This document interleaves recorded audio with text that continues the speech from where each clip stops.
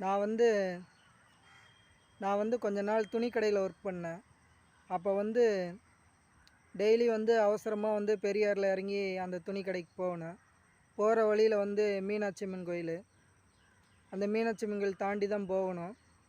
அப்போ வந்து என்னை டெய்லி ஒரு போலீஸ்காரர் நோட் பண்ணிக்கிட்டே இருந்திருக்கிறாரு. என்னன்னா, நான் வந்து ஒரு லெஃப்ட் ஹேண்டு. லெஃப்ட் சைடு தான் சாப்பாடு பை போட்டு வேகமாக ஸ்பீடாக போயிட்டுருப்பேன். அவர் இதை நோட் பண்ணி கரெக்டாக என்னை வந்து ஒரு நாள் வந்து, "நீ மீனாட்சி சுந்தரம் தானே?" அப்படின்னு சொல்லி கேட்டார். அப்போ எனக்கு ஷாக் ஆயிடுச்சு. என்னன்னு கேட்டால், "நான் உன் கூட படித்த ஃப்ரெண்டு, என் பேர் மகேந்திரன், என்னை ஞாபகம் இல்லையா?" அப்படின்னு.